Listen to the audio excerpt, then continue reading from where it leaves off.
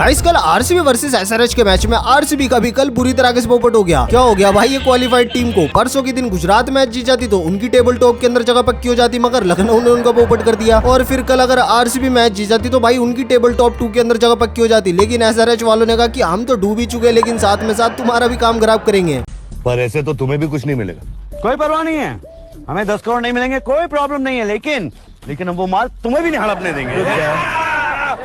और कल के बिना मतलब के मैच में ईशान किशन भाई उसने तो 94 रन बनाए, लेकिन उनके साथ साथ अभिषेक शर्मा, ट्रेविस हेड, खैर वो तो कोविड से उभर रहे थे, लेकिन भाई एसआरएच के लगभग सारे प्लेयर फॉर्म में आ गए और लगा दिया भाई 231 रनों का टारगेट। अब भाई 231 रनों का टारगेट कोई हलवा तो है नहीं कि हर बारी कोई भी आके खा लेगा, मतलब चेस कर देगा। बस फिर क्या, बदले के अंदर कोहली भाई और फिल सॉल्टर ने थोड़ी बहुत कोशिश तो करी, मगर आरसीबी ने 189 रनों पर ही दम तोड़ दिया। अब कैसे तोड़ा? तो रजत पाटीदार अभी भी अपनी उंगली की चोट से रिकवर कर रहे थे, तो उनको इम्पैक्ट सब्स्टिट्यूट बनाया गया और आरसीबी की कप्तानी जितेश शर्मा ने संभाली, लेकिन सिर्फ नाम के तौर पे, क्योंकि संभाल तो भाई कोहली भाई रहते। और फिर ट्रेविस हेड का भी कोरोना हट गया था, तो क्वारंटाइन से निकलकर वापस टीम को ज्वाइन कर लिए। खैर फिर जितेश शर्मा ने टॉस जीतकर पहले दानवों को खुलेआम उत्पात मचाने का न्योता दिया और भाई ट्रेविस हेड के साथ अभिषेक शर्मा ने आते उत्पात मचाना भी शुरू कर दिया, जिसमें से अभिषेक शर्मा ने एक छक्का टाटा कर्व पे मारकर उसका खांच भी तोड़ दिया। लेकिन फिर 34 रनों पर लुंगी ने अभिषेक को चलता कर दिया और कोहली भाई ने उनके सामने खतरनाक सेलिब्रेशन भी कर दिया, जिसको देखकर भाई हेटर्स की जल के राख होगी और बीसीसीआई को फोन घुमा के बोलने लगे कि भाई इस बंदे के ऊपर भी बैन लगाओ। मगर पता है बीसीसीआई ने क्या कहा? नहीं।